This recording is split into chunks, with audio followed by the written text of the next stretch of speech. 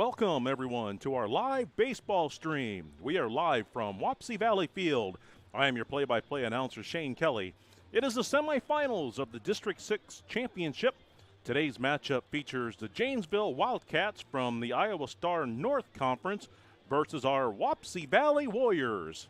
To take a look at the current brackets, the winner of this game will advance on to the District Championship game on Saturday, and they will face the winner of the Southwind and Key High matchup that is also being played tonight. These two teams met in Janesville last Thursday night, with Janesville winning 7-4. Janesville comes into this game 12-11.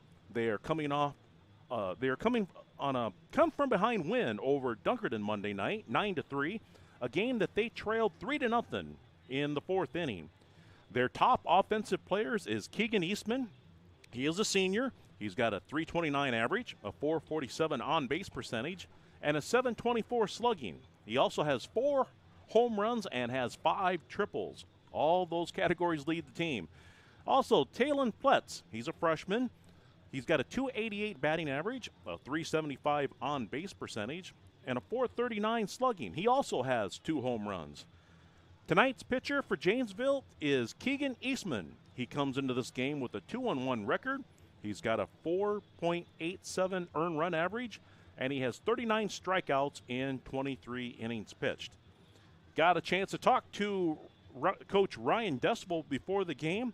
He had all kinds of compliments for the Wapsie Valley program, said they were well coached. He's looking to keep his team motivated. He mentioned the last game. That was a big advantage for him. They got ahead early in the first inning, and that seemed to motivate his team.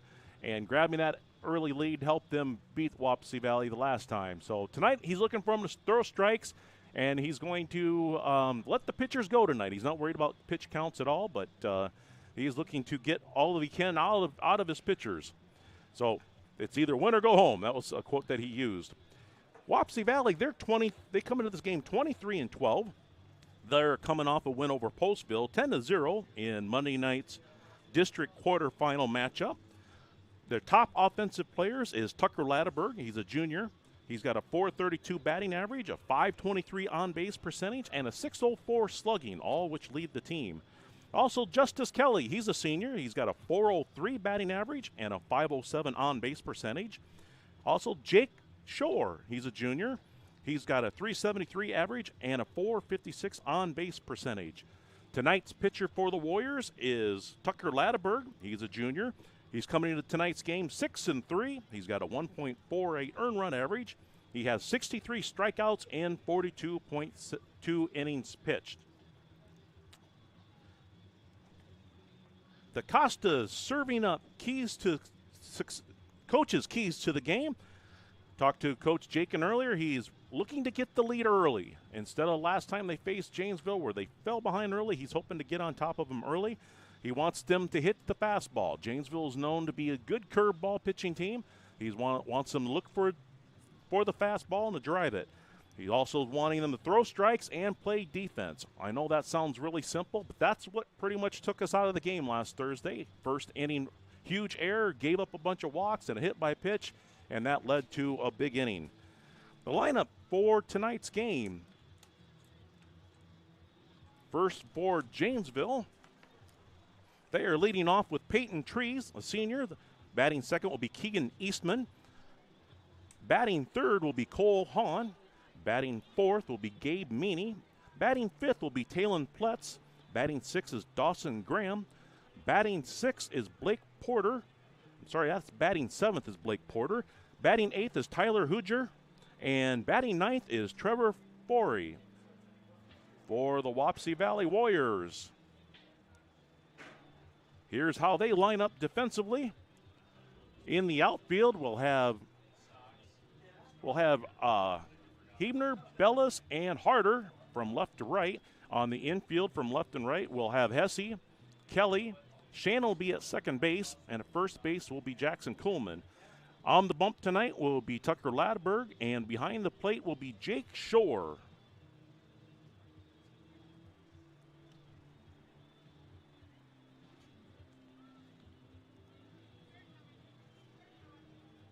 So now from a few announcements from our Iowa High School Athletic Association.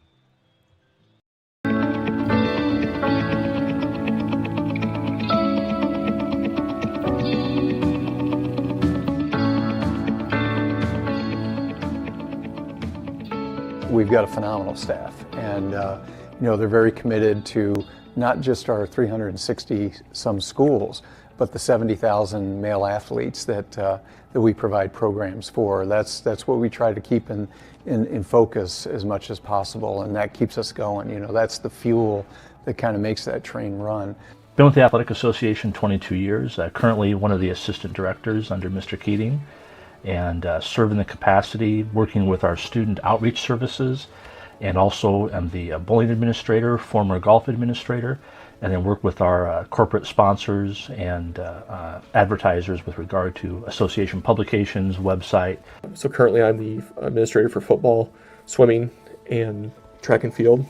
As part of that, it's helping schools and officials with rules interpretations, organizing the state events at our different venues, communicating with officials, hiring officials, and assigning officials for the postseason competition. I'm the director of officials, and then I'm also the sport administrator for wrestling and golf. I help manage all the officials in the state of Iowa, make sure they're fully registered and have all their stuff completed prior to the season's beginning and the postseason. Right now I oversee the sport, I administer sports of basketball and soccer. So assistant director here at State Association. I'm a sports administrator for cross country, tennis, and baseball. I do our student advisory group, and I'm one of the 3 directors that helps with eligibility. I am an administrative assistant here at the Iowa High School Athletic Association. I help out with the enrollment in beds and participation survey and the co-op sharing agreements for schools. My position's evolved because our communication method has switched completely online from a print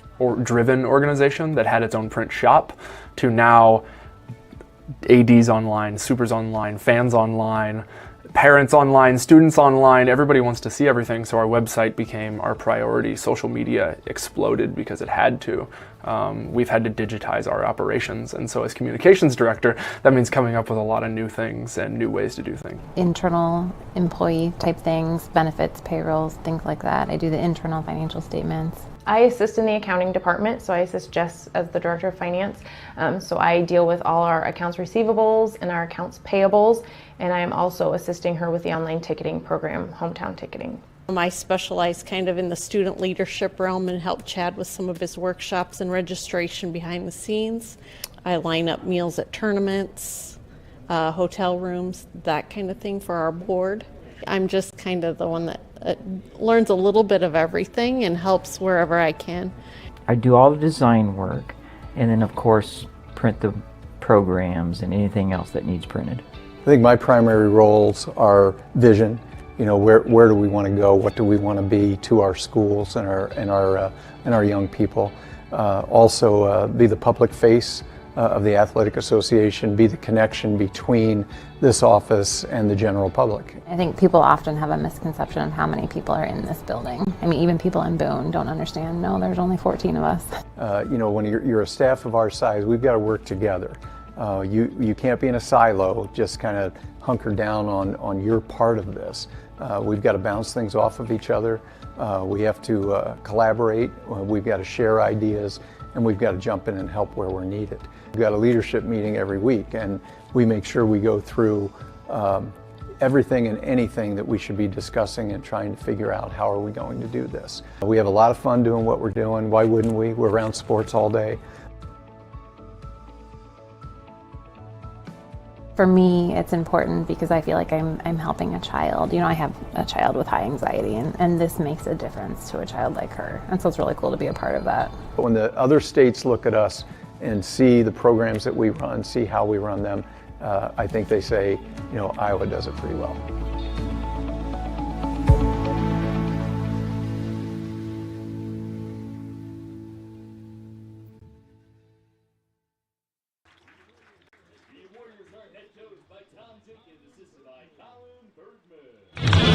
At this time, ladies and gentlemen, we ask if you're able to please rise, jump and remove your caps, and face the flag in center field as we honor our nation and the oath to protect its freedoms and liberties with the playing of our national anthem.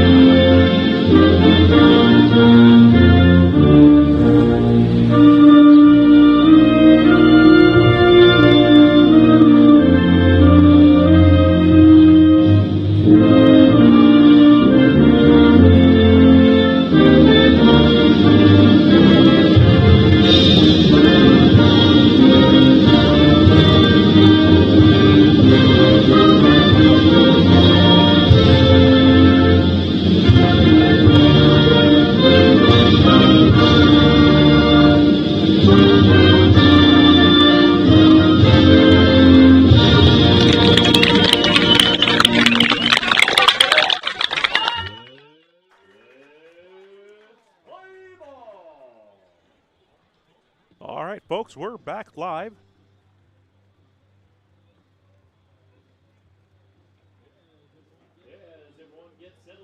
Just a moment, let me find what I'm looking for here. We're getting set here for the Wapsie Valley Warriors versus the Janesville Wildcats. This season's live stream is sponsored by Access Systems. They are an Iowa-based company with offices across the state of Iowa and surrounding states. They feature copiers and printing solutions along with IT and phone solutions. They keep offices connected. VanDaele Insurance in Fairbank. They can help you with auto, home, health, life, crop, and commercial insurance. Talk to Amber or Chad VanDaele or any one of their fine agents. Costa Sports Bar and Grill in Fairbank. If you're looking for a nice place to watch the game or take the family out for dinner, they do it all at Costa Sports Bar and Grill. Ozark National Life. For your life insurance needs, talk to Joe or Ryan Kleitch from Fairbank. Also, DHK Welding. If you are needing aluminum and stainless steel repair or welding and fabrication, contact Lane Hilsenbeck from Fairbank. Thank you for becoming a sponsor and supporting our Wapsie Valley Baseball live stream. Folks, if you're enjoying the live stream and own or run a business, consider being a sponsor as there are plenty of opportunities. If you would like to make an individual donation, you can either donate to the Wapsie Valley Schools directly or at Wapsie Valley on Venmo. Again, that's at Wapsie Valley on Venmo. Contact Brett Bergman for more information. We are getting set for the semifinals of District 6. Tucker Ladeberg is taking his warm-up tosses.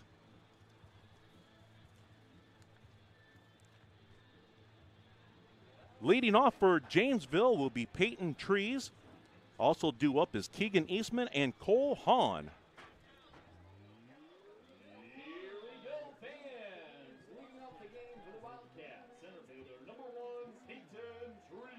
Peyton Trees, he comes into this game with a .279 average. He's also got a .489 on-base percentage and a .393 slugging. He takes that first pitch for a strike, a 79-mile-an-hour fastball right on the outside corner.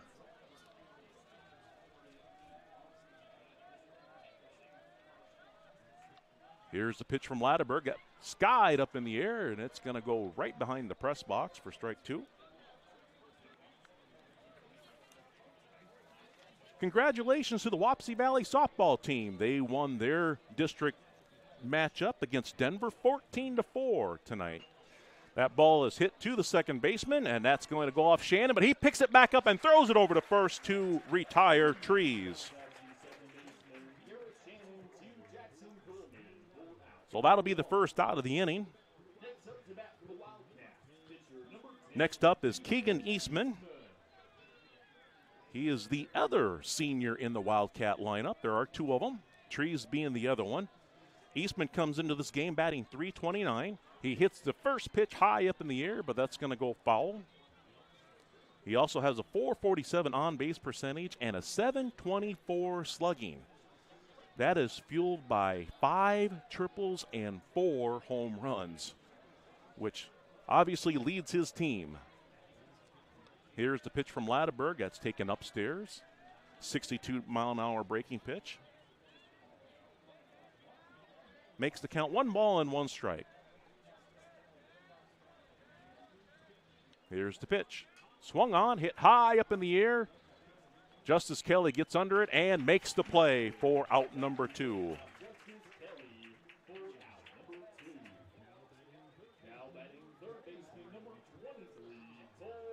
That'll bring up Cole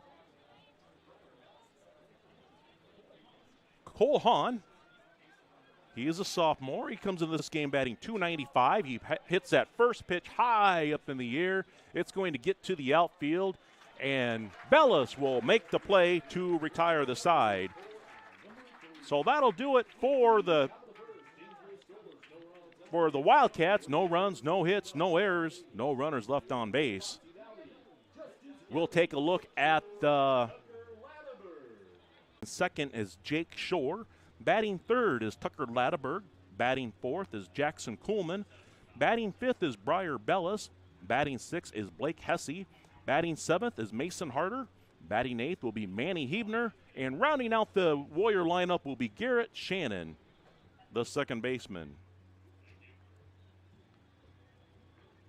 The Wildcats, here's how they will shape up defensively.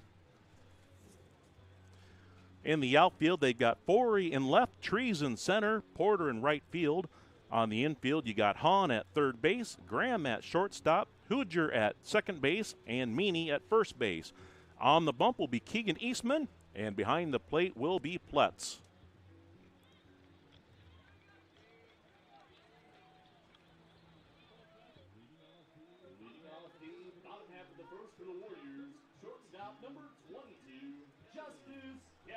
Leading off for the Warriors will be Justice Kelly. Justice is coming into this game. His batting average is up to .403. He's got a .507 on-base percentage. And here's the first pitch. That ball is hit toward the third baseman. It goes off of his glove and into left field that'll go as an error on Hahn.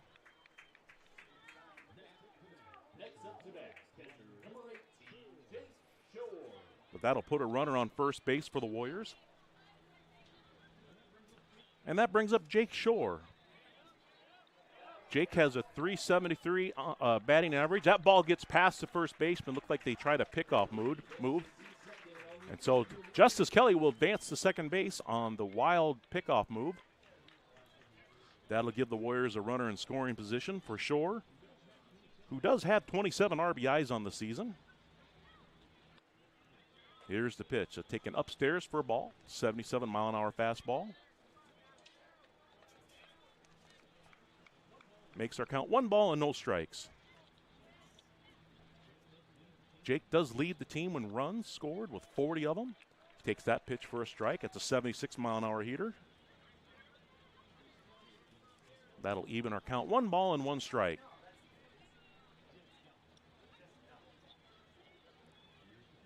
Here's the pitch.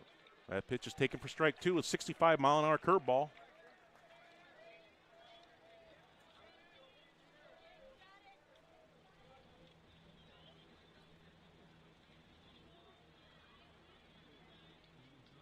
Keegan comes set, and here's the pitch. That pitch is taken high. He got up to 79 mile an hour on that one.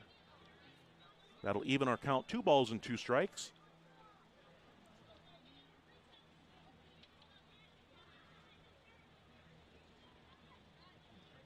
Eastman checks the sign, and here's the pitch. That pitch is checked, swing. Did he go? No. So that'll make the count full.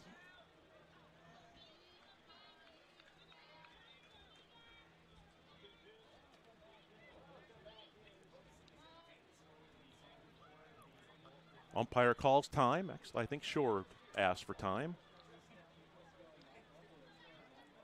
Tonight I've got little tidbits that I'll go through after the first time at bat. going through what they've accomplished this season, where they rank, that sort of thing. That pitch is taken for ball 4.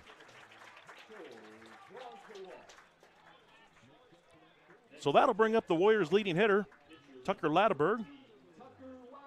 Tucker comes into this game with a .432 batting average. He's got a .523 on-base percentage and a .604 slugging. This is a great opportunity for him to drive in some runs. He hits that first pitch high up in the air, deep toward right field. Back goes, and he's unable to make the play. Porter was not able to catch it. Rounding third and holding at third is Justice Kelly.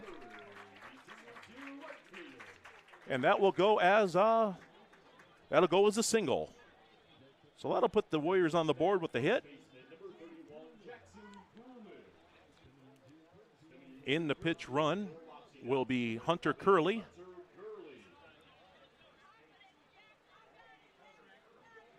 He will pitch run for Tucker Latterberg, who is our pitcher. And that'll bring up Jackson Kuhlman. Jackson's got a .321 batting average. He's got a .391 on-base percentage. He takes the first pitch outside and high for a 76-mile-an-hour fastball.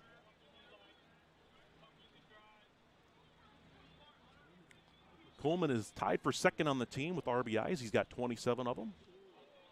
And he's going to take that one right off the back. But that'll give the Warriors a first run.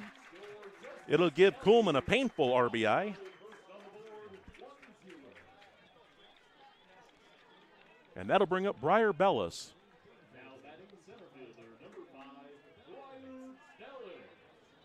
Briar is coming into this game with a .260 batting average. He's got a .409 on-base percentage. He's only an 8th grader. He leads the team in sacrifice fly with 4. Actually, he's tied with Manny Hebner. Takes that first pitch high for a ball. He also leads the team in walks with 24. So he's a patient hitter. He's going to be a fine player for the Warriors. Takes that first pitch outside. That ball will go into left field.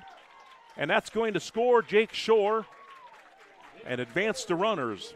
Hurley will advance to third, and Kuhlman will advance to second.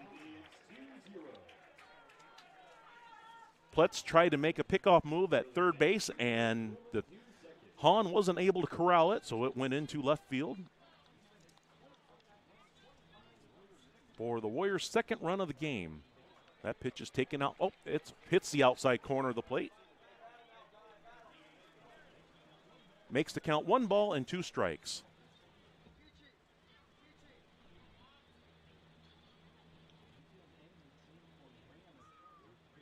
Here's the pitch from Eastman. That pitch is smashed into center field for a base hit. In to score is Curley, rounding third, and coming home is Kuhlman. And there's going to be no play at the plate. The Warriors jump on top, 4-0.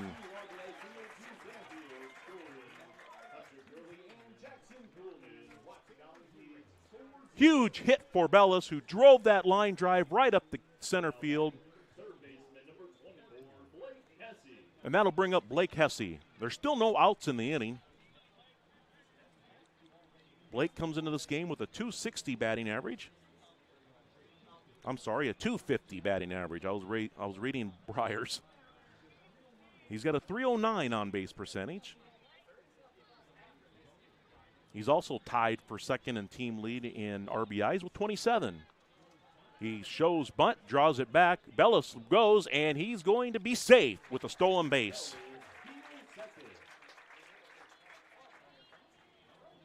So that'll put a runner on second. Hesse took that first pitch for a strike. That's Bellis' 21st stolen base of the season. Here's one of those free tips early. Briar Bellis leads the entire state in all classes in stolen bases for 8th graders. Next pitch is taken inside for a ball. Like I said, guys, I looked up some stuff for you guys that I'm going to relay. So in the entire state of Iowa, all classes, Briar Bellis leads the state for 8th graders. That ball is smashed into left field for a base hit. Rounding third and holding is Bellis. So that'll go as a base hit for Hesse. That'll put runners on the corner. Still nobody out. That'll bring up Mason Harder. Eastman's already at 16 pitches already this inning. Has yet to get an out.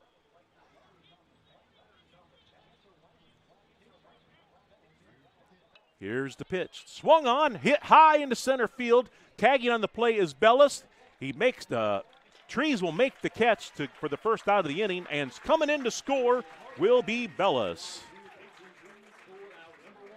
So give Mason Harder a sacrifice fly. It's his 6th RBI of the season. That's his first sacrifice fly of the year as well. And that'll bring up Manny Hebner. Manny Hebner comes into this game with a .278 batting average, a .389 on-base percentage. He shows money, lays one down right down to third base line, but it's going to roll foul. Good play by Hahn, letting that roll. He could have picked it up, but he chose to let it roll foul, so that'll make the count 0-1.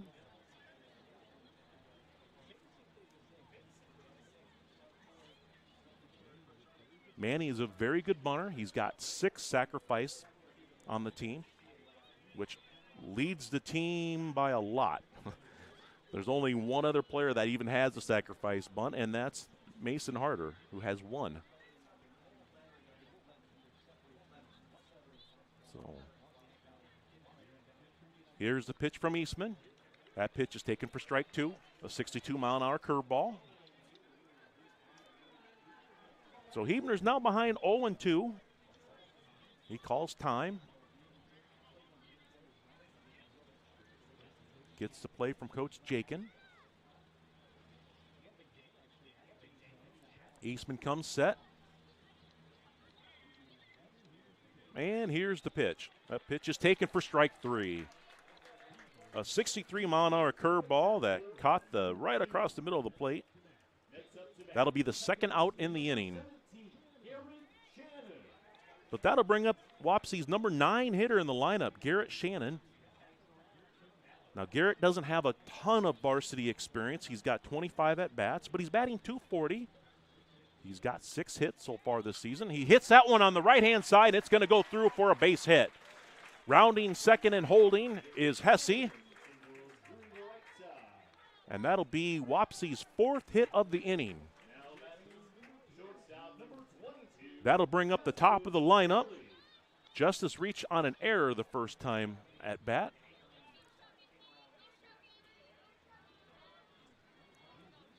He leads Class 1A in singles with 44, so he's looking for another one of those here. He got an RBI opportunity. He's got 20 RBIs on the season. He takes that first pitch low, 63-mile-an-hour curveball for a ball.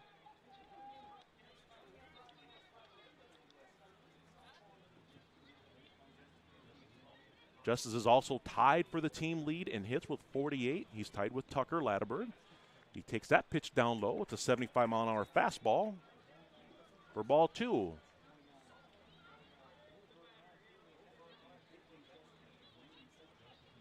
Justice and Tucker are both tied for 3rd in Class 1A in hits with 48. Here's the pitch from Eastman. That's swung on, fouled off on the right-hand side. Out of play. Making our count 2 balls and 1 strike.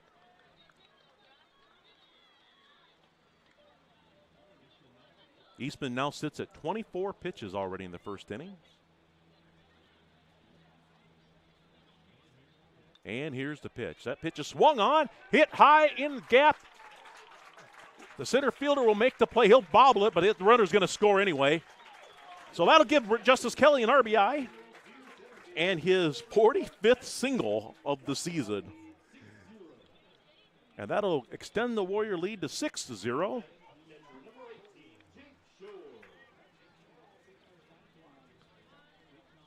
Jake now stands in. He's got a walk in his first at-bat. He also scored a run.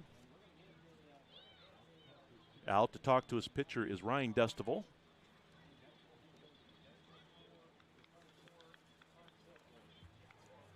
He did mention to me that everybody on his team can pitch, and there's only 2 pitchers that are ineligible.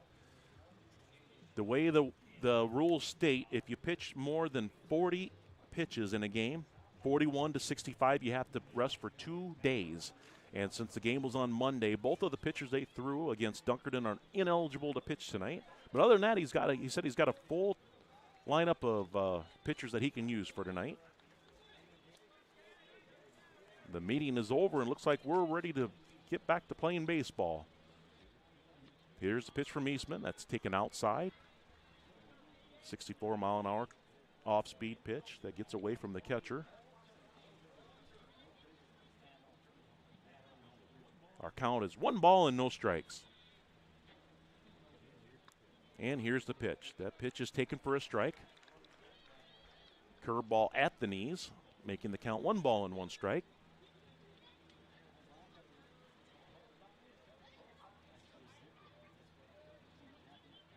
Eastman's kind of rocking back and forth there. He comes set. Shore calls time. Umpire grants it.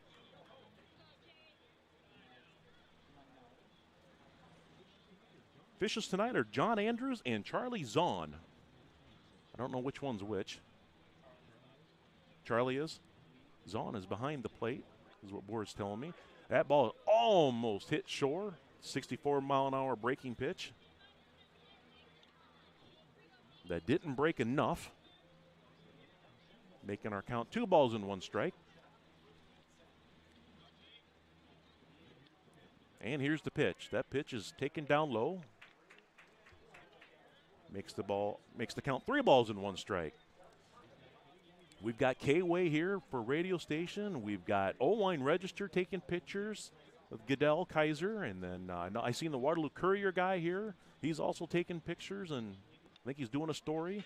That pitch is smashed toward the shortstop. The shortstop scoops it up, fires it over to first, and he makes the play. Very nice play by Graham over at shortstop. So that'll do it for the Warriors in the bottom half of the 6th inning. The Warriors get 6 runs off 5 hits. No errors. I'm sorry, 1 error and 2 runners left on base. We're going to head to the 2nd inning with our score, Warriors 6, Janesville 0.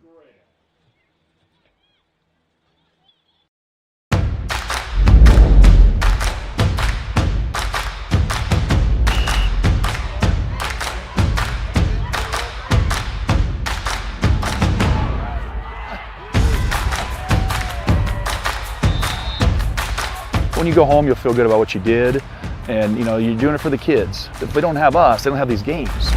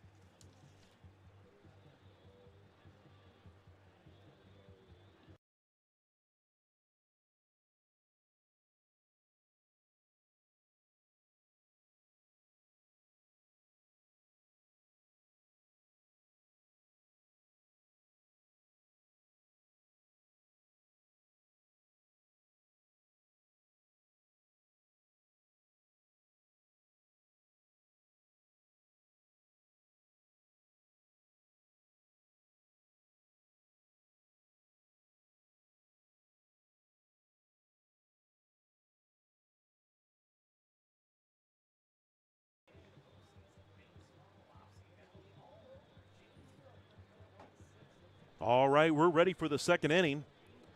Janesville has due up Meany, Pletz, and Graham. Sorry, Wildcat fans, if I'm mispronouncing your hitters. Gabe Meany, he's a sophomore. He's got a .301 batting average. That pitch hits him, so that'll put him on base.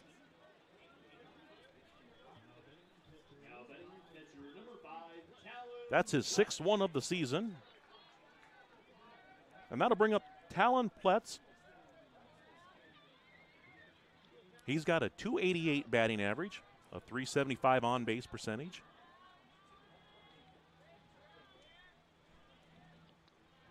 Here's the first pitch. That's a strike, 77-mile-an-hour fastball right on the outside corner.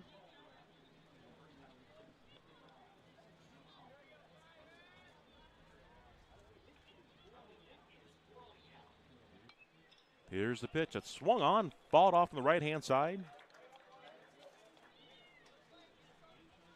Game time temperatures around 75 degrees. There is a slight breeze blowing straight out, coming out of the northwest. Latterberg asked for a new baseball, and umpire gives it to him. So that could be a factor if anyone gets it up in the air. The Warriors only have 2 home runs on the season, but Janesville, they've hit 10 of them. They had a big, I believe, a grand slam on Monday night. Swung on and missed for strike 3.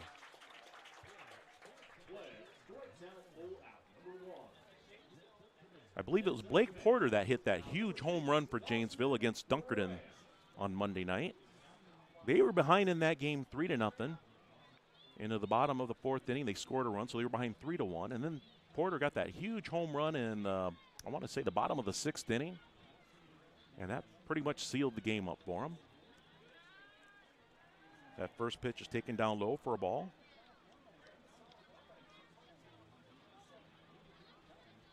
Like I mentioned earlier, these two teams just played last Thursday over in Janesville. The Wildcats won that one 7-4. Pitch gets away from shore, but the runner is not able to advance, making our count 2 balls and no strikes. Pretty much exact opposite scenario where the Warriors allowed a bunch of runs in the first inning off of a couple of walks, an error, and that's pretty much what happened tonight. To Janesville this time, there was a big error made by the third baseman, and then some hits allowed and walks allowed. So we'll see if the Wildcats can bounce back. Our count is now 2 balls and 1 strike. He swung on and he hooked that one foul. Evens our count 2 balls and 2 strikes. Graham is a sophomore. He's got a .222 batting average, but he leads the team with doubles. He's got 9 doubles this season. He is their shortstop. He made a fine play in the bottom of the first inning to end the inning for the Wildcats. That ball was hit toward the gap, and he scooped it up and quickly got it over to first. He's now run this count full, 3 balls and 2 strikes. Appreciate everybody tuning in. We've got a huge audience tonight. This is a huge game for both teams. Winner moves on, loser goes home. Swung on and missed for strike 3, a 78-mile-an-hour fastball. Well, that'll be the second out of the inning. And that'll bring up that Blake Porter. He wears number 22. That bomb he hit Monday night was his 2nd home run of the season. He comes into the game with a .177 batting average. He does have 17 RBIs. He's 3rd on the team in RBIs. Takes that first pitch for a called strike. I was out interviewing the Postville athletes at the time, and I just heard the Janesville fans just erupt. Up to that point, they really didn't have a whole lot to cheer about. And there are quite a few Janesville fans here at the ballpark. The whole right-hand side of the bleacher section behind home plate is full. And also on the visiting side is full. That whole bleacher's on the right-hand side. To my right, I should say. And there's plenty of lawn chairs set up in front of the stands. Our count's now 3 balls and 1 strike.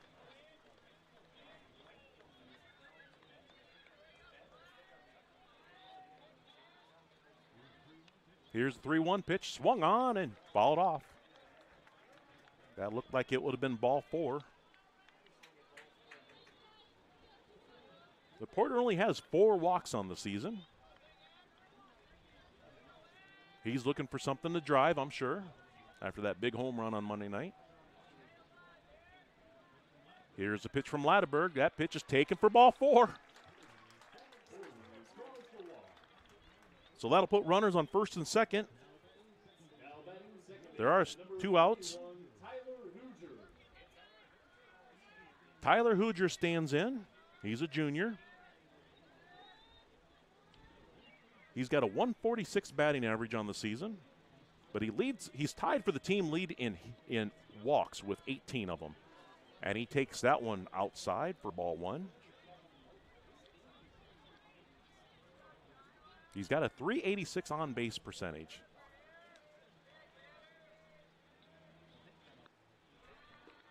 Takes that pitch down low, 79-mile-an-hour fastball.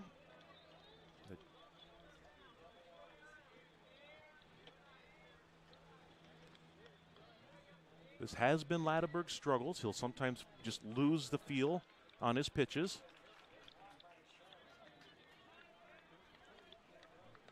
The count's now 3 balls and no strikes. He's now way behind on the number 8 hitter. Trevor Forey stands in the on-deck circle.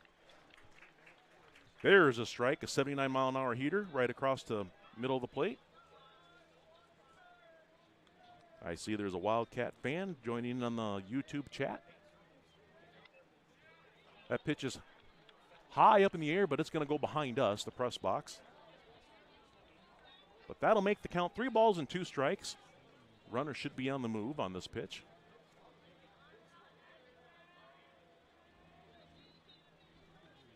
I agree, Les. Tucker needs his Abe game tonight. That pitch is taken for ball 4. Now this is what you don't want to do. You don't want to give them free bases. So Coach Jakin is going to come out to tuck to Latteberg.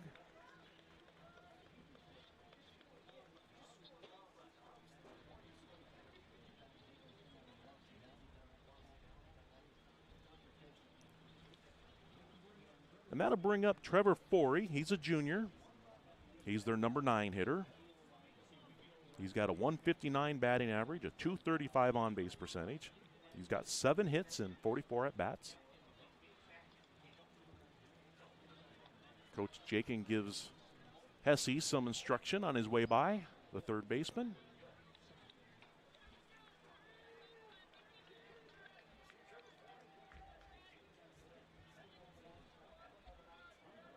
So here's the pitch from Latteberg. That pitch is taken upstairs for a ball. 78-mile-an-hour fastball.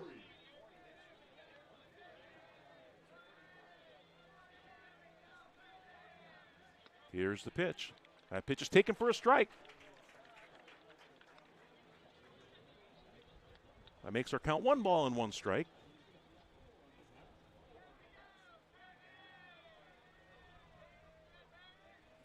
Here's a pitch from Latteberg. That's taken, must be a little high. That's 80 miles an hour on that one.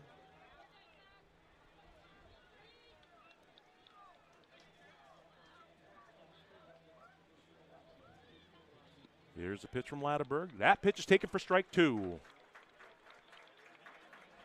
Evens the count, 2 balls and 2 strikes.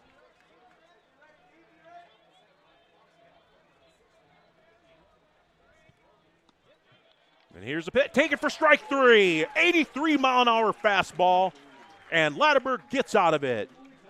So no runs, no hits, no errors. 3 runners left on base. We're going to head to the bottom of the second inning. Warriors still lead 6-0. We'll be back with a quick message from the Iowa High School State Athletic Association.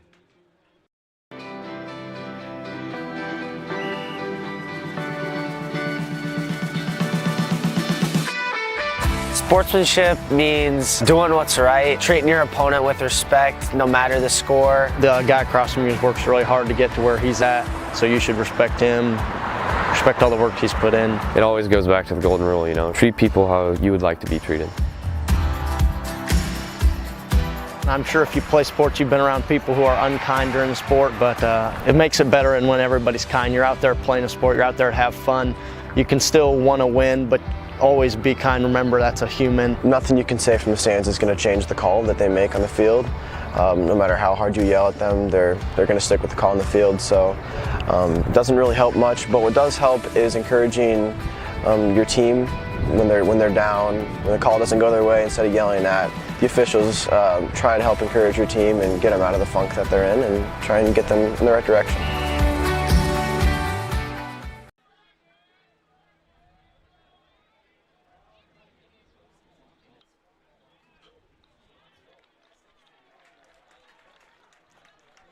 Boy, the first pitch, Tucker Latterberg hit the ball sharply, but line drive right at the shortstop, who gloved it for the first out of the inning.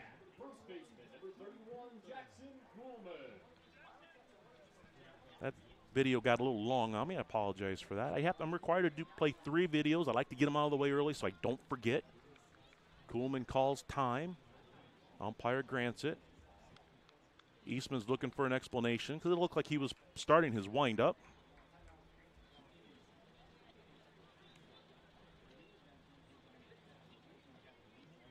So I'm hoping you caught that hit there, Les. Here's the pitch. Swung on, fouled off, left-hand side, out of play. Oh, it's fair. All right, I'm going to admit, I'm shielded by a beam. I thought that ball was well out of play, and it dropped fair. So give Jackson Kuhlman his 13th double on the season.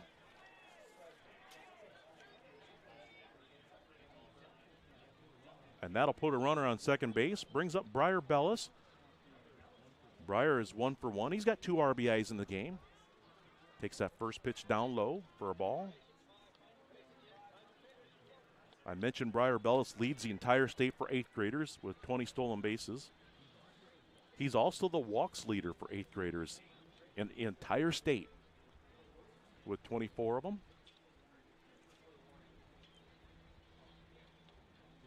Here's the pitch from Eastman. That's taken outside. Making our count 2 balls and no strikes. I do have some shout-outs tonight. Kane Schmitz asked me to give a shout-out to Parker Latterberg. Parker Landsgaard. I can't even say his name. Sorry, Parker. I know who you are. Said he'd be watching tonight, along with Benton Hyde. I see you, Benton. Keep chatting it up in there, buddy. You should be out. You should be out there. Benton Hyde was playing for the Warriors right up until this season. I believe he was second team all-conference last year, or was he honorable mention is what he was. The count's now 3 balls and 1 strike.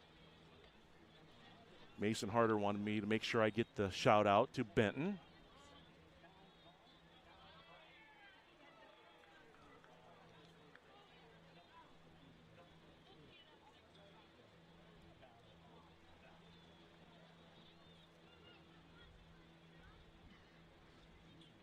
Eastman is taking his time.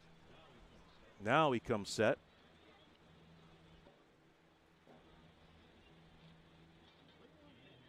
And here's the pitch. That pitch is swung on, skied up in the air. It's shallow center field. Trees is under it and makes the play for the second out of the inning.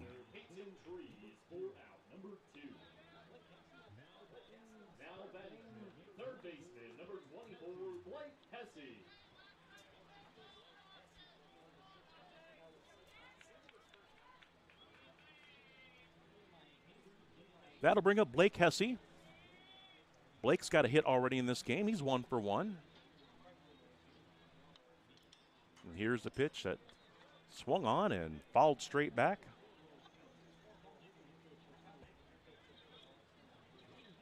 The Warriors do have a runner in scoring position thanks to Kuhlman's double.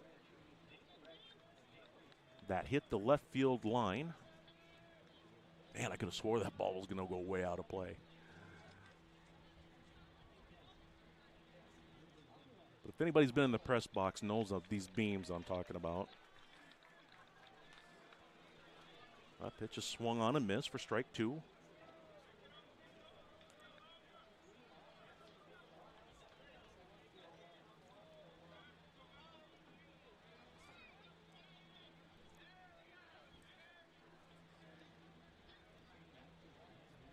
And here's the pitch. That pitch is taken right at the third baseman, who jumps up and makes the play. That would be Hahn on the play, Cole Hahn. So that'll be the 3rd out of the inning. So that'll do it for the Warriors. No runs on 1 hit, no errors, 1 runner left on base. We're going to head to the 3rd inning. The Warriors still lead 6-0. We'll be back here in just a minute.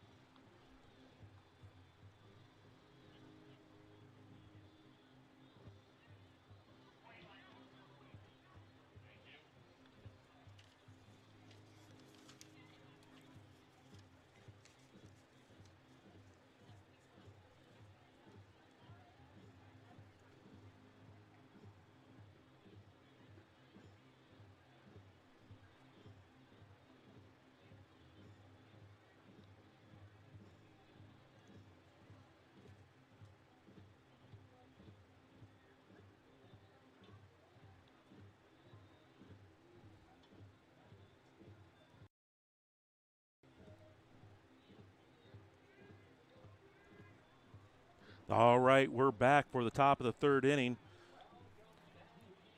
Due up for Janesville is the top of their lineup, Trees, Eastman, and Hahn. Trees is 0 for 1.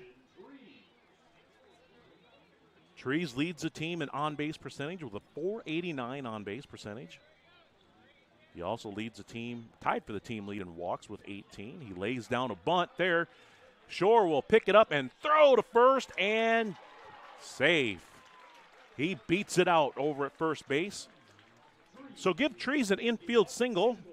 That's the first hit of the game for the Wildcats.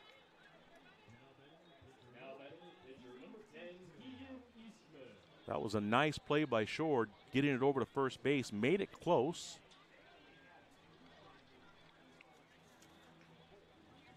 But Mr. Andrews called him safe, and he probably was. He's closer to the play than I am. Latterberg throws over to first. Trees is back in safely. The pitcher, Keegan Eastman, stands in. He's got a .329 batting average. Like I mentioned earlier, he's got 4 home runs on the season. Here's the pitch from Latterberg. It's taken for a strike. 78 mile an hour on the outside part of the plate.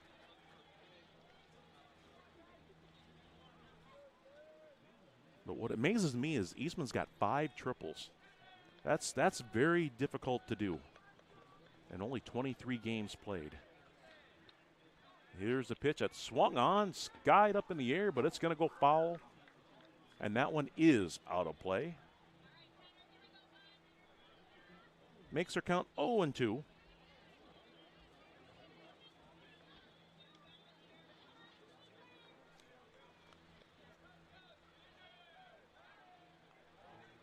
Throw over to first. Trees is back in safely. So there's a question being asked in the chat, how many pitches can Tucker throw and still be eligible to pitch on Saturday? And the answer to that question is, I believe, 65. Yep, 65. At 66 pitches or 66 to 90, he would need 3 days rest. So Thursday would count as 1. Friday counts as 1. So that's only 2 days in between now and Saturday. It's a good question. That would be Tucker's uncle. Here's the pitch, swung on and fouled on the right-hand side. Our count is now 1 ball and 2 strikes.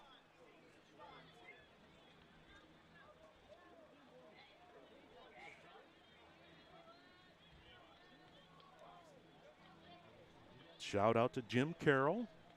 I see that in the chat as well. Here's the pitch, swung on, hit right up the middle. It gets over Justice's glove for a hit into center field. So that'll put runners on first and second.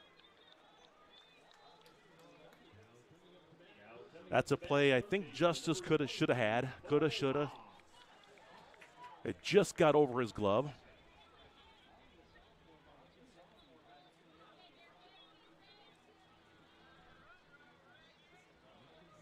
And that's going to bring up Cole Hahn.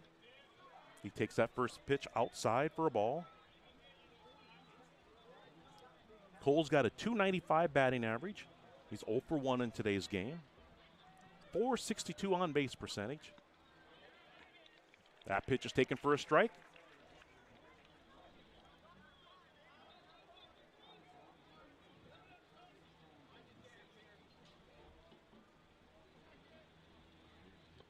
Here's a pitch from Latterberg. That pitch is taken for a strike. 78 mile an hour heater. Making the count 1 ball and 2 strike. And in case you're wondering, he's at 43 pitches right now. That pitch is taken outside for a ball. He hit 82 on that one.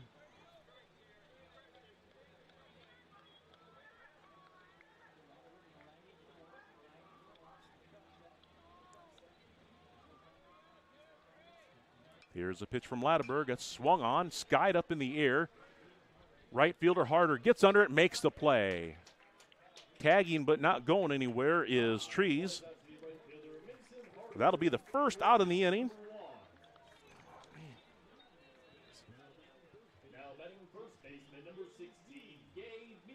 That'll bring up Gabe Meany. Gabe got hit by the pitch his first time at bat on the very first pitch of the second inning. Meany has a .301 batting average, a .420 on base. He takes that first pitch for a ball.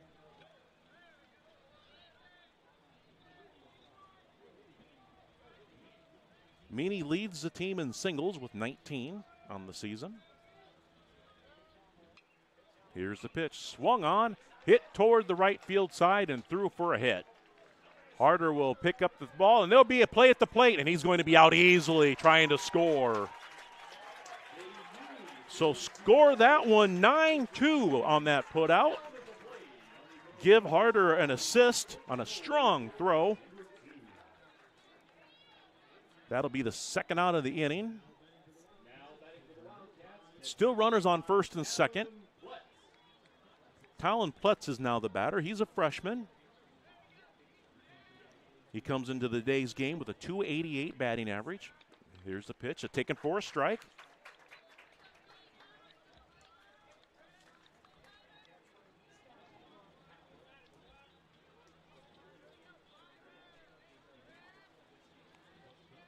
Pletz does have 2 home runs on the season. That pitch is taken outside, but the runners take off, and Shore just threw the pitch or the ball into left field. So Eastman is going to score. That'll go as an error for Jake Shore. Making our score 6-1.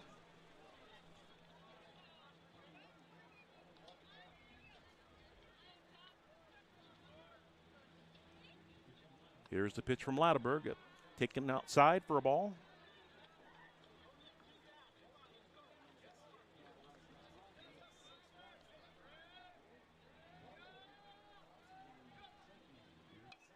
Here's the pitch, swung on, hit high up in the air. Kelly calls for it, he's under it, and he makes the play for the third out of the inning. But not before the damage was done. Janesville did get on the board with a run.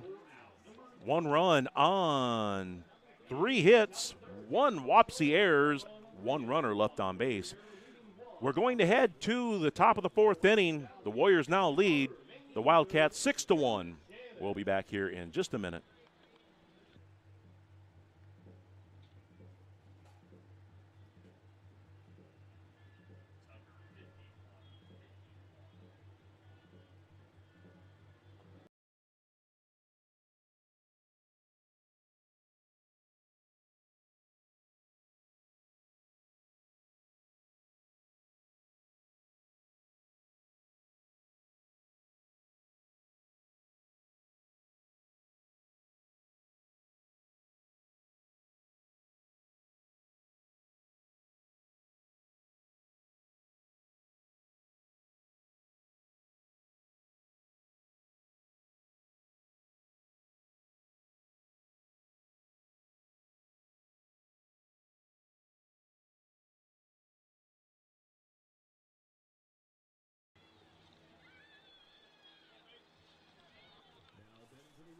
All right, we're back for the bottom of the 3rd inning.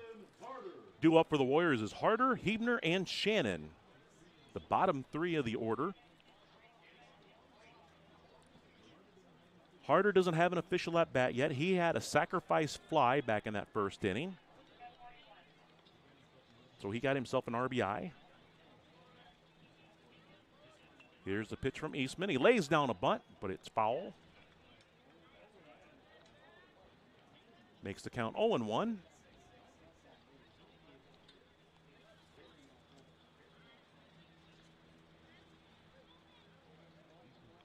Eastman's at 43 pitches. Here's the pitch, taken outside for hit the outside corner for a strike. Makes the count 0-2.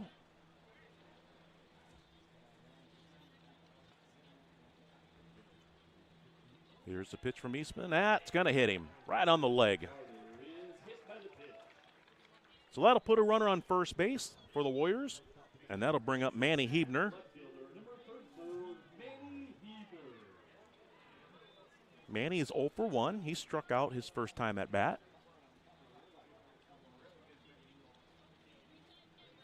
He laid down a really good bunt on the first pitch his last at bat, but it just rolled foul. Here's the pitch. He shows bunt, but takes it outside for a ball.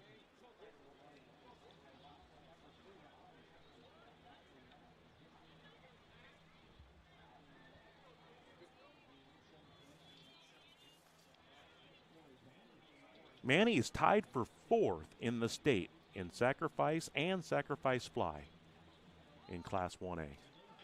He lays down a bunt. There is a sacrifice. Eastman looks at second, but he throws over to first to retire Hebner. So that'll give Hebner his 7th sacrifice on the season. So that might move him up a spot.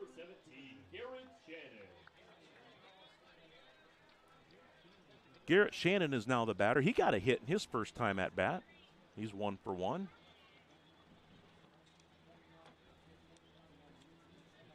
Here's the pitch from Eastman. That pitch is hit toward the short.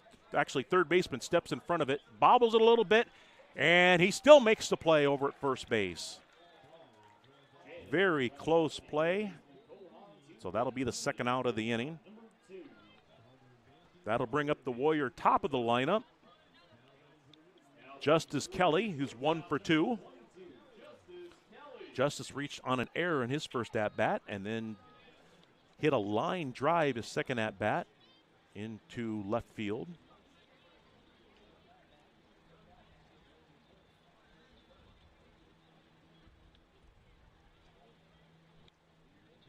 Here's the pitch from Eastman. That pitch is inside for a ball.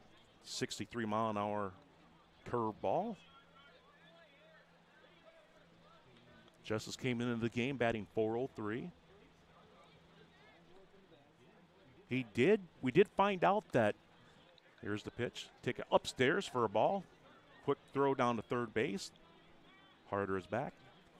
We did find out from Coach Jakin that Justice Kelly did break the Wapsie Valley record for singles. The previous record was 42 by the Warrior legend Trevor Sauerbrei. Trevor, if you're listening, sorry about that, but you hold many other records. He hits that ball into the right field gap, and that's going to fall for a hit. Rounding first and going to second is Kelly. He's going to get himself a stand-up double. He hit a double, folks, not a single. But that gets the Warriors their run back. I haven't seen an extra base hit.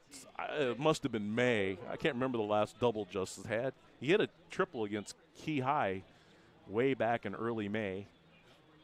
That'll bring up Jake Shore. He's 0 for 1. Drew a walk, and he's going to get hit by the pitch there. And that'll put runners on first and second with Tucker Latterberg coming up.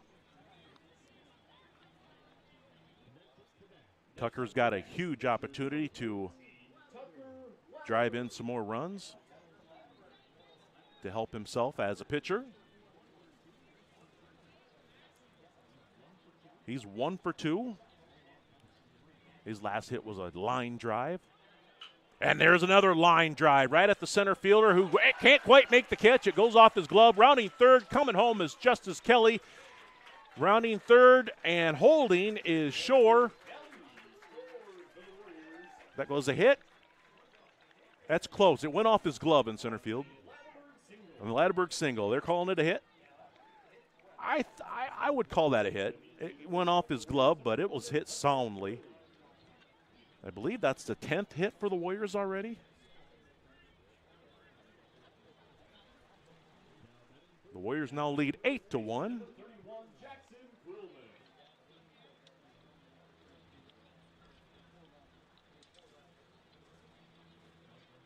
That'll bring up Jackson Kuhlman.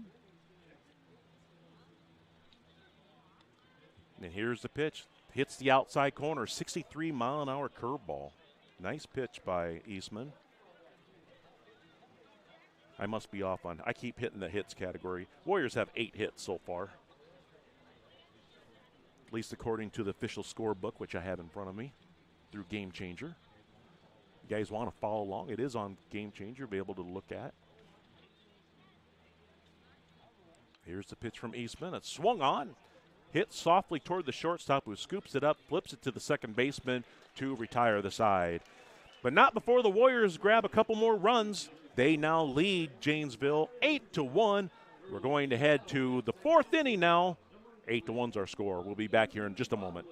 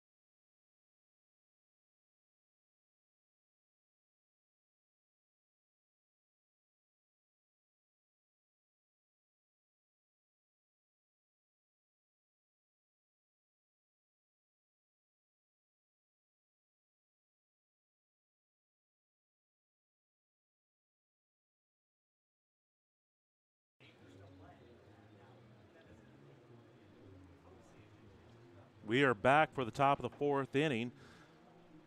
Due up for the Wildcats is Graham, Porter, and Hooger. Latteberg is still in the pitch as pitcher. In case you're curious, he's sitting at 51 pitches coming into this game. So he gets another 14 before he has to, well, before he'll be ineligible to pitch on Saturday. We'll see what the coach decides to do. Pitch is swung on and missed for strike one. Graham is 0 for 1 in the game. He struck out his first time at bat.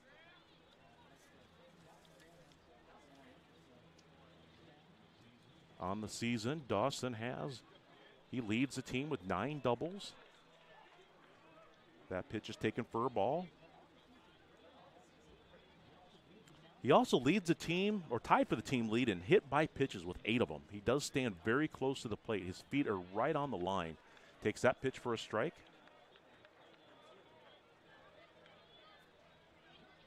Actually, his toes are just almost on the line. So he stands very close to the plate. He hits that pitch that was on the outside corner. He fouled it back. Stays alive at 1 ball and 2 strikes.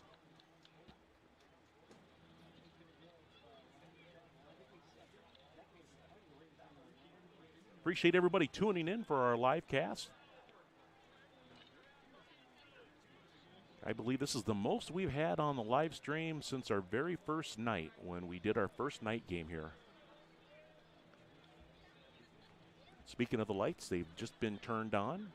That'll help eliminate some of the shadows. That pitch is taken up and in. Runs our count full, 3 balls and 2 strikes. Graham does have 8 walks on the season, and he's going to strike out there. 81-mile-an-hour heater on the outside corner. That'll be the first out of the inning.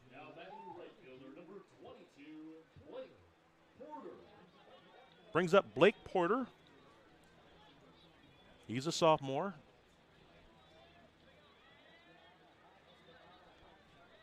He's got a big towel sticking out of his back pocket. Here's the pitch. That's a curveball. Oh, it just about found him. Must have been high. 65-mile-an-hour curveball. Taken for a ball. Had Porter bailing on that pitch. It looked like it was going to hit him.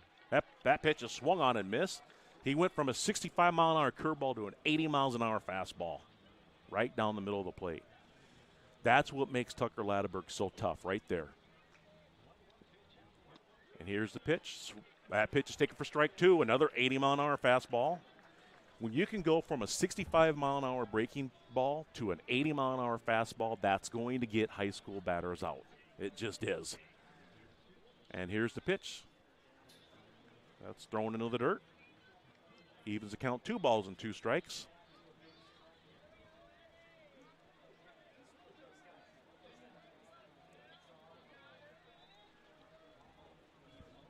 Tucker comes set. And here's the pitch. That pitch bounced in front of the plate. He's ran the count full. And this might be his last batter, depending if Coach Jakin is going to make the call or not. I know he's checking on pitch counts now. Swung on and missed for strike 3. 81-mile-an-hour heater.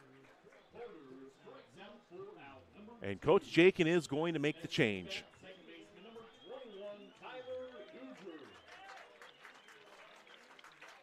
And Tucker's going to get a big ovation from the Wapsie fans. They realize how important he is.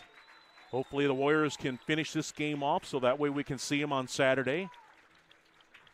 And Latterberg understands how important that is as well. He didn't put up any kind of a fight to Coach Jakin. We've seen him do that. We've seen Latterberg just almost refuse to come out of the game because he wanted to stay in there.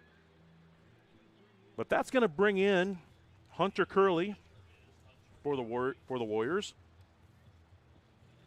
Hunter Curley, he is a freshman. He's 2-1 on the season. He's got a 1.73 earned run average. He features a changeup, slider. He's only given up 8 earned runs. Opponents are hitting 175 against him. He struck out 41 in 32.1 inning pitch. He's only a freshman, but he's gotten off to a very good start as a varsity player. He did start the game on Monday, but only threw 25 pitches, I believe.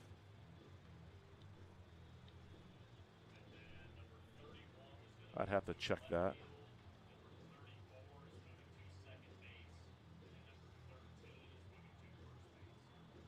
No, he threw 32 pitches on Monday, so he was eligible to return.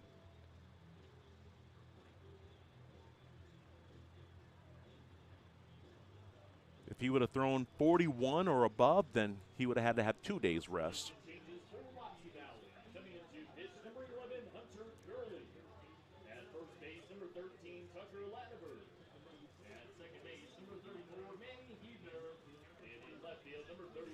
So we have some position changes as well. Now, Garrett Shannon, he's going to stay in the lineup, but he came out of the game as a fielder, but he's going to become the designated hitter. Hebner is going to be the second baseman. He comes in from left field. Heading out to left will be Jackson Coleman, and taking over at first base will be Tucker Latterberg. This keeps Tucker Latterberg in the game, and in high school you're allowed to take one player. You have to announce it before the game, which Coach Jakin did, as a player that's also reserved as a designated hitter, and that was Garrett Shannon. The lap pitch is taken for a ball.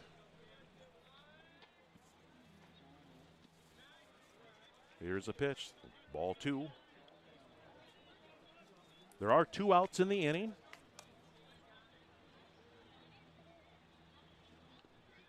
Here's a pitch, swung on and missed for strike 1. 77-mile-an-hour fastball. This is Tyler Hooger.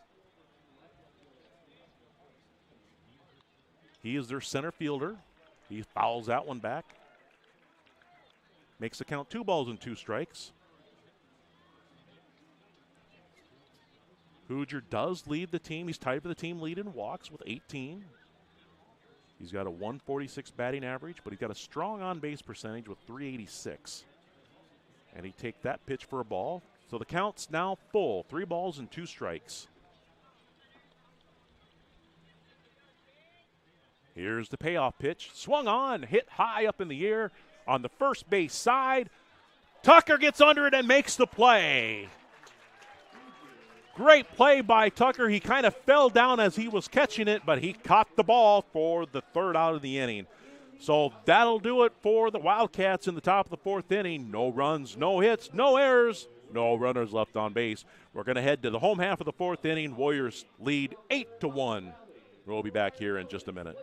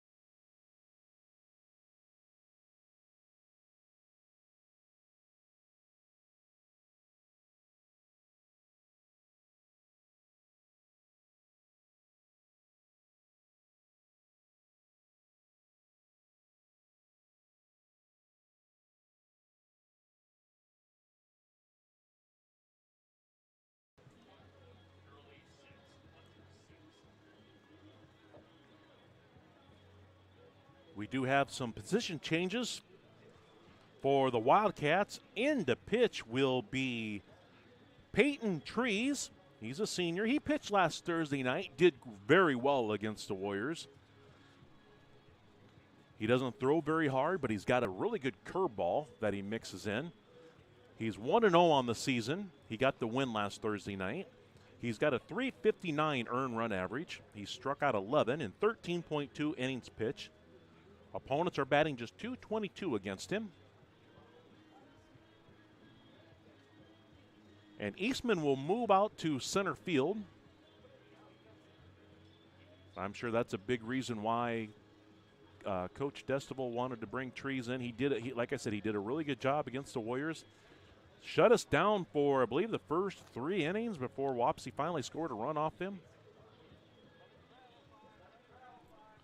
Due up for the Warriors is Bellis, Hesse, and Harder.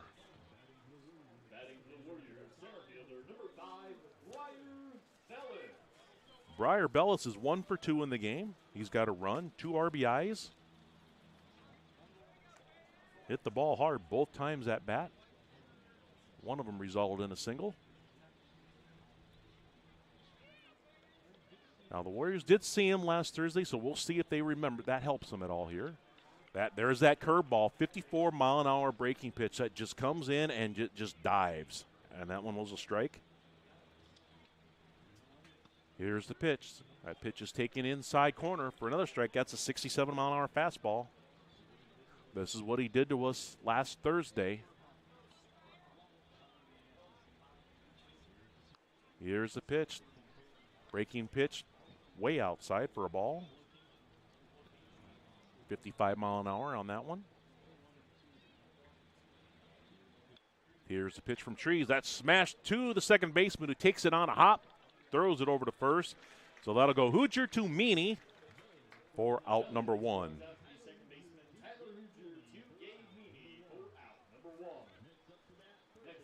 So that'll bring up Blake Hesse. Blake is 1 for 2 in the game.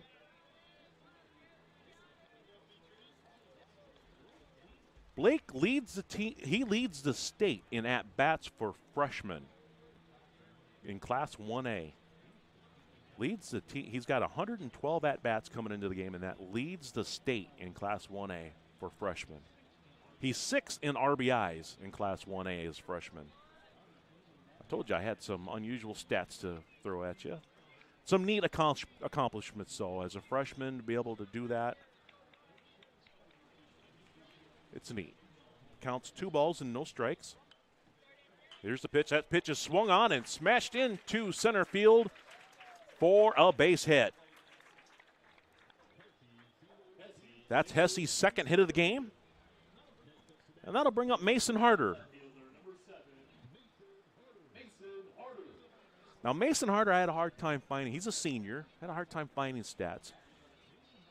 Mason Harder, okay, he leads the team in all offensive categories for players that went from being a 7th grader to a senior and not playing in between.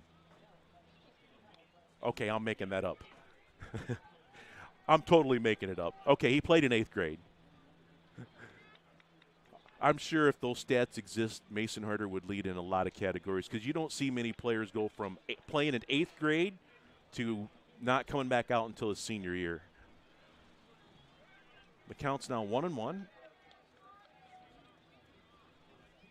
But I can tell you he's 5th in the conference in runs scored as a senior. That pitch is skied up in the air toward the center fielder. Eastman gets under it and makes the play for out number 2.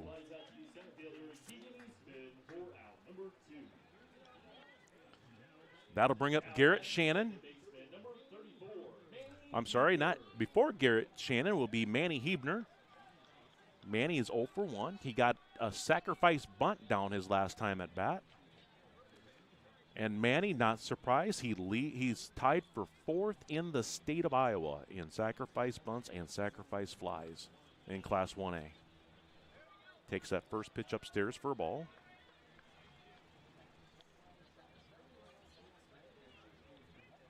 And he probably moved up with that last sacrifice bunt. He squibs that ball foul on the first base side. Evens the count, 1 ball and 1 strike. Garrett Shannon should be standing on deck. He is. Like I said, he gets switched to designated hitter role. That pitch is taken down low for a ball. Makes the count 2-1.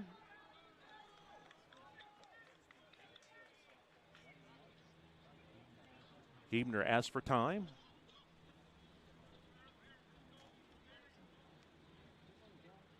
Umpire grants it. Now he's ready.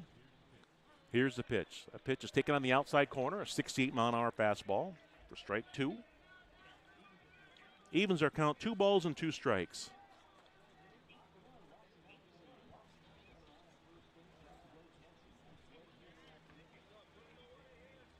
Manny's planning on going to a Twins game after the season's over. He's a big Twins fan. That pitch is taken out, just missed. 70-mile-an-hour fastball. Runs the count full. 3 balls and 2 strikes. I'm sure his dad, Matt, is listening. If he's not at the game, he's tuned in, I'm sure. I know he's a big Twins fan as well. Here's the pitch. That pitch is taken upstairs for ball 4. 56-mile-an-hour curve ball that didn't break enough. And now we'll see Garrett Shannon. Garrett is 1 for 2.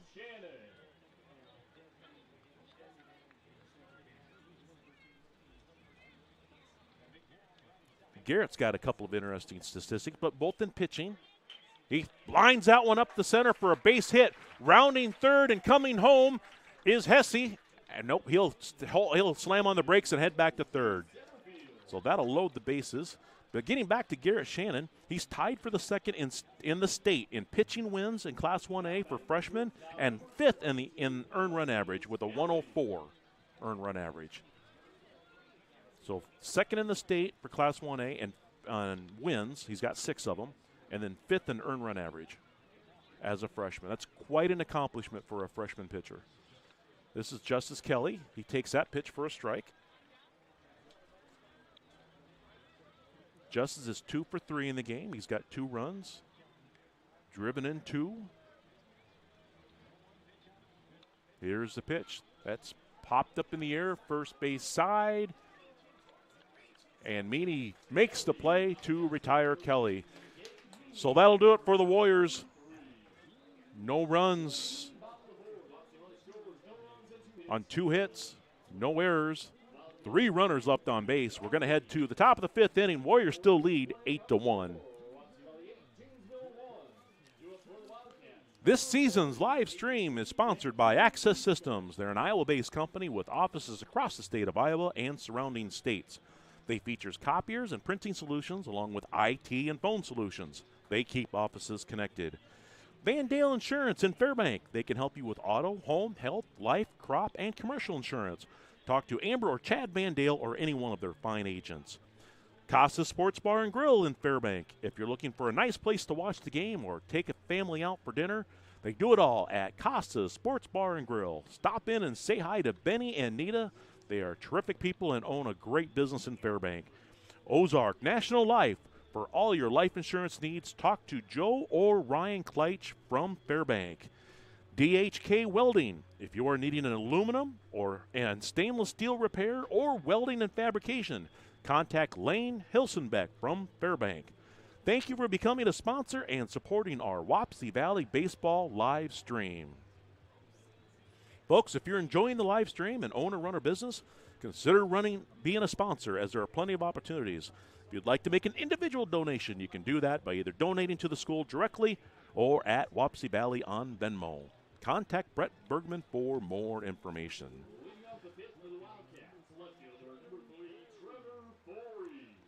So due up for the Wildcats is Trevor Forey, Trees, and Eastman. Forey is 0 for 1 in the game. He struck out his first time at bat. He shows bunt, takes the first pitch for a strike. That's a 75-mile-an-hour fastball.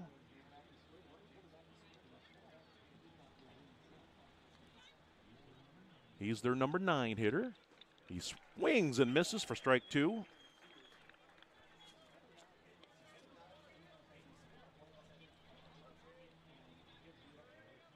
Curley comes set, and here's the pitch. That's taken for strike 3, a 79-mile-an-hour fastball that catches the inside corner for out number 1. That'll bring up the Wildcat top of their lineup, Peyton Trees. He's one of only 2 seniors for the Wildcats. Peyton leads the team with a .489 on-base percentage. Takes that first pitch outside for a ball. Peyton also leads the team in runs scored with 29. He swings and misses on that one, 78-mile-an-hour heater. To even our count, 1 ball and 1 strike. Well, here's the pitch from Curley, taken outside for a ball. Makes our count 2 balls and 1 strike. Here's the pitch, swung on and missed for strike 2. That'll even the count, 2 balls and 2 strikes.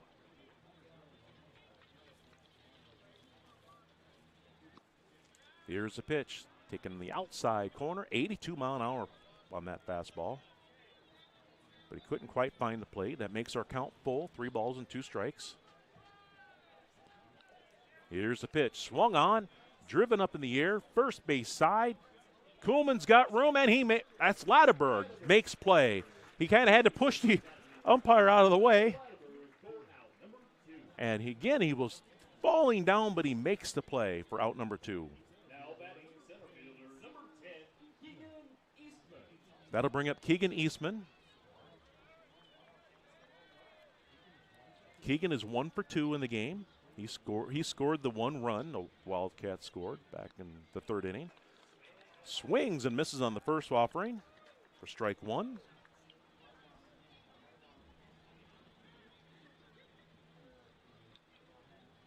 Here's the pitch from Curley. Swung on and missed for strike 2.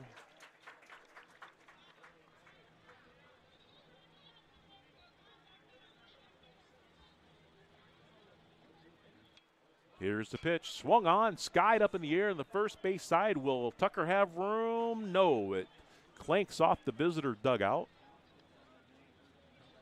Our count remains 0-2.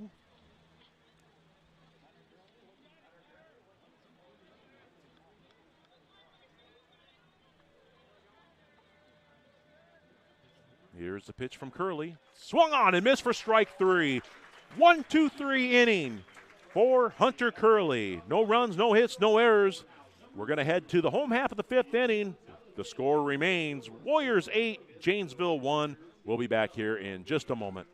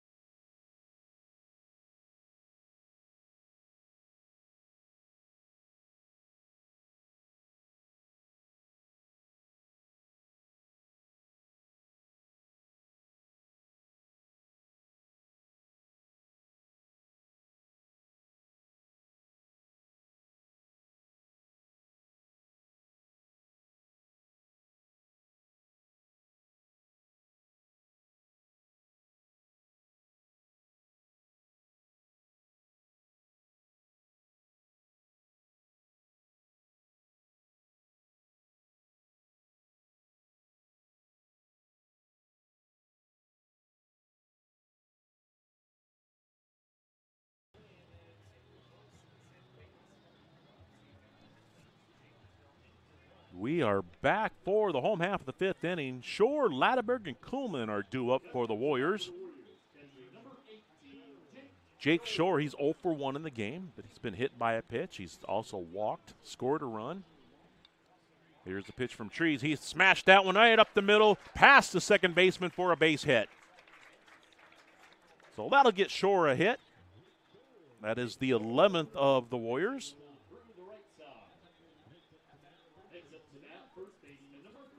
That'll bring up Tucker Latteberg. Tucker is 2 for 3 in today's game. He's driven in an RBI.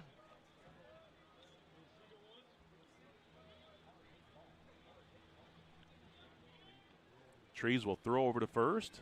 Shore is back easily. Shore does have 15 stolen bases on the season. He's tied with Justice for second. That pitch is taken for a strike. 0-1's the count on Latteberg. That pitch is just a little inside. Actually, it came in behind Latteberg.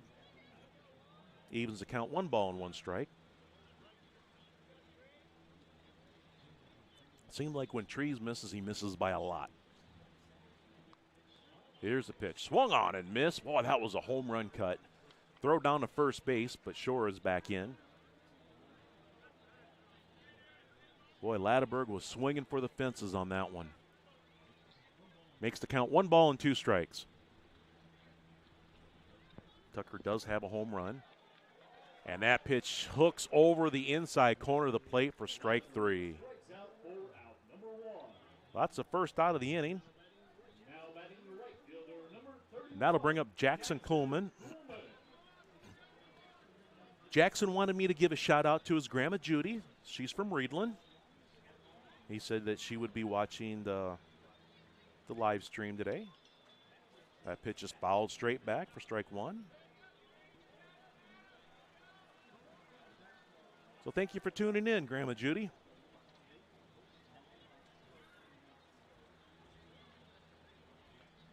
Jackson is tied for 6th in the state in doubles in Class 1A for seniors. He's second in the conference in RBIs. That pitch is taken for a ball, and Shore is going to get himself a stolen base. That's his 16th on the season.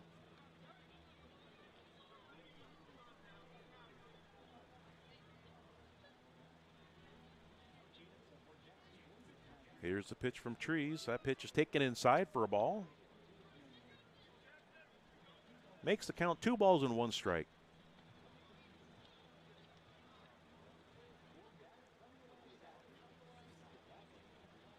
Here's the pitch. That pitch is outside. 58-mile-an-hour curveball. The count now goes to 3 balls and 1 strike.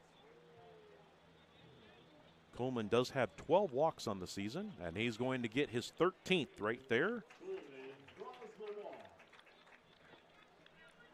And that'll bring up Briar Bellis.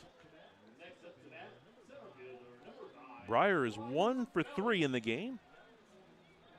He's hit the ball hard all 3 times. He's only got 1 hit to show for it, but he has scored a run, driven in 2. And here's the pitch. That's taken inside for a ball. I think I've given out all. Briars, yeah, for an 8th grader, he's done quite well this season. Quite the accomplishment. Leads the state in walks for 8th graders. Pitch is taken outside for a ball, 2. And he may have some pitching accomplishment that I just didn't look at, because he's also done well as a pitcher for the Warriors. Here's the pitch from Trees, taken up and in for ball 3. He's way ahead now. Briar's got a very good batting eye, which is why he has so many walks. Here's the pitch. The pitch is taken all the way for ball 4. So that'll load the bases for Blake Hesse. Blake has also done quite well. He's only a freshman. He started varsity as an 8th grader as well. He came in 2nd team all-conference for at third base as an 8th grader. Well, here's the pitch. Swung on, hit high up in the air. Right fielder has to come in, and he will make the play. Too shallow for anybody to tag up, so that'll be the second out of the inning.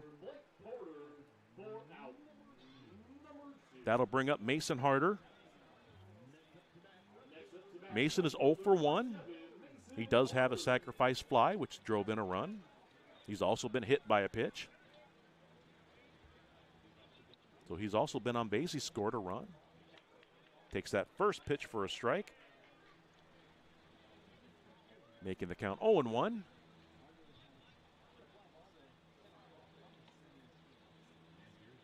And here's the pitch. That pitch breaks right over the plate. That's that curveball, 59 mile an hour for strike 2. Hitters tend to give up on it because it looks like it's going to hit them, and then it just curves right over. That pitch is swung on and fouled off the right-hand side, out of play. He fought off that curveball that time.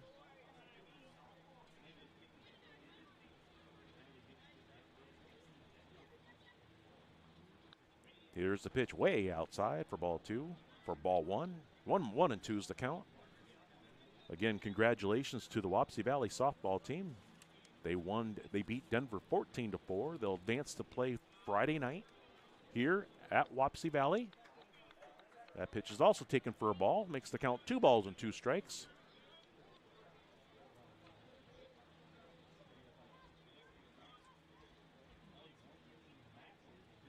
Here's the pitch from Trees. It's swung on, hit up toward the gap in right field, and it's going to get through for a hit. 1 run scores.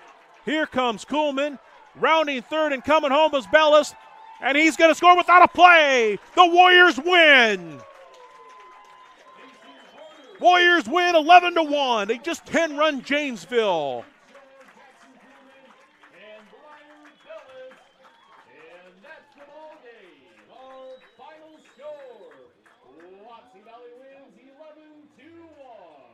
So that'll make our final score, Wapsie 11, Wildcats 1.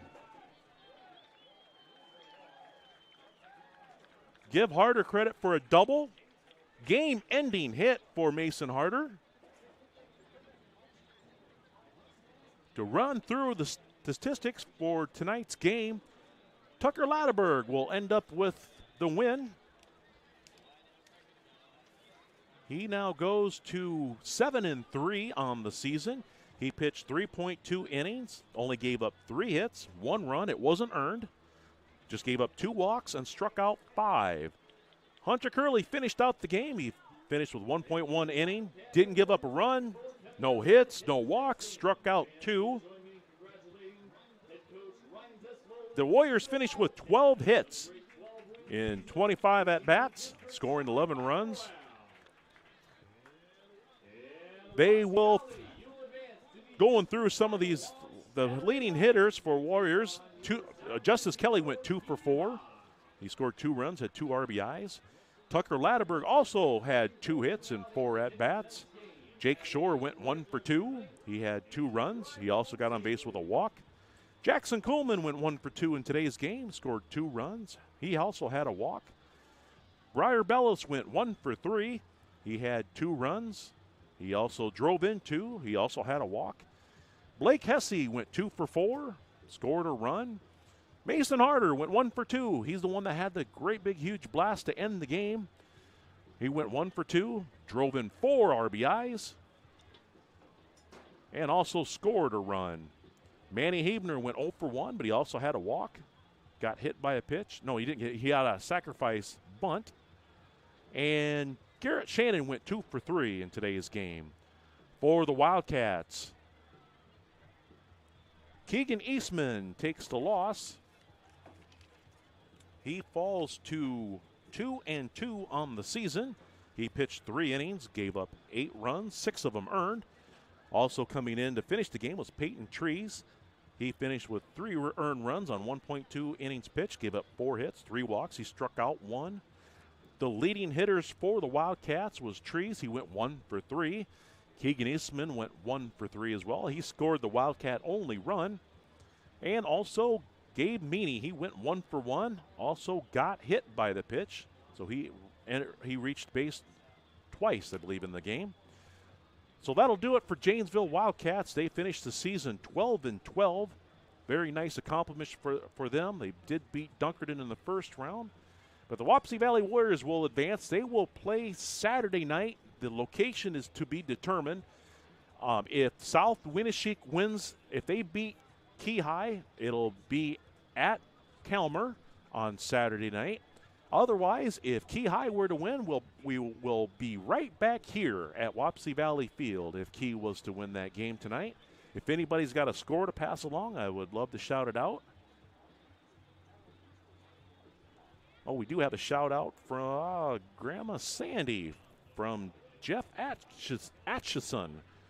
I just saw that in the YouTube chat. So we'll find out if we're going to be home or away. We also will let you guys know if we're going to do a live stream. If we do go to Calmer, there is a chance we might get permission to do a live stream. If so, tune in if you're unable to make the game. Otherwise, if you are able to make the game, remember to purchase your tickets online on the Iowa High School Athletic Association website. Purchase your tickets online so that way they can just scan your ticket at the door in order to get into the game. So I am going to take a small break. I'm going to try to get one of the coaches up here to do a little bit of a recap. So stay tuned. I'm going to see if one of the coaches will be available, and we'll be back here in just a moment.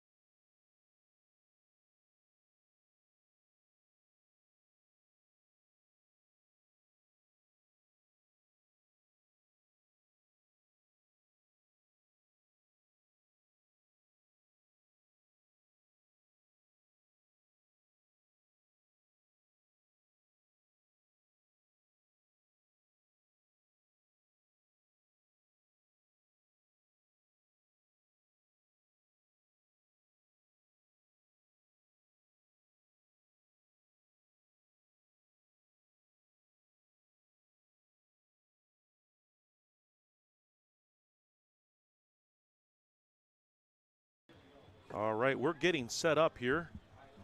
Do I need to change these? Everything's audio one? Okay, perfect. And I did take off the delay this time. So if you guys watched the last post-game show, I apologize. I had a delay, so you seen me talking before you heard my words. So let me switch over. Let me switch this camera. And we are getting Coach Bergman for his thoughts on today's game. Shane, how we doing?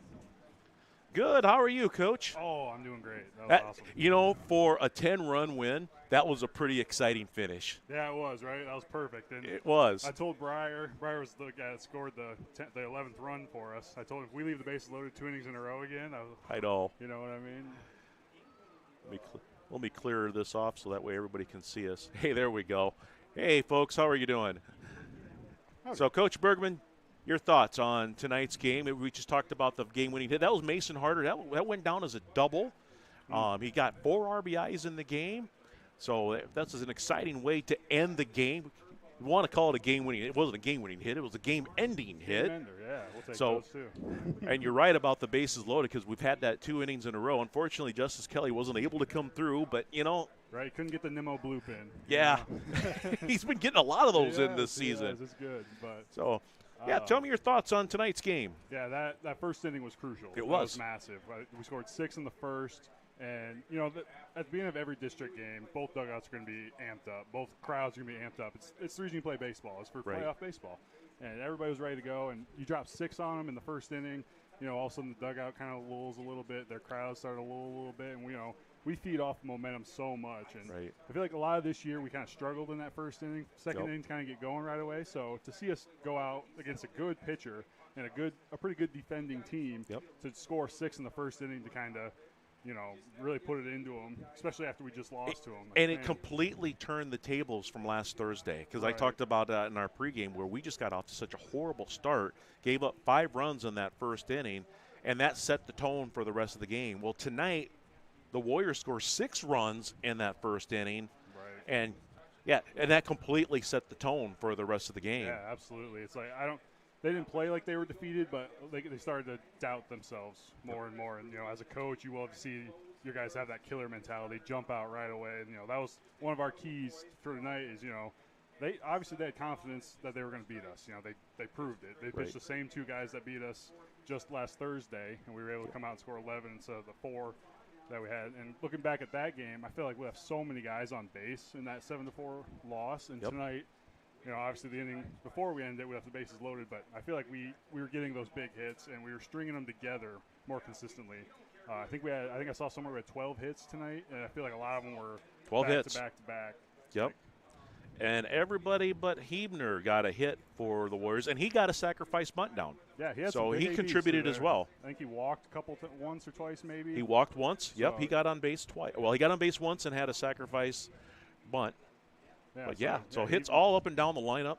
Yeah, it was awesome. It was great to see, and carry that Postville momentum with us. It was a very similar pitcher that we saw in that Postville. This guy threw a little bit harder. I think he was a little bit better at locating his spots, and we went up there with a plan and we executed it perfectly. Yep, both I agree. offensively and defensively. So talk to me a little bit about the pitching plan. So you had Tucker Latterberg. Tucker's been, I'd say it's fair to say he's been our best pitcher. Sure. This year. Yeah.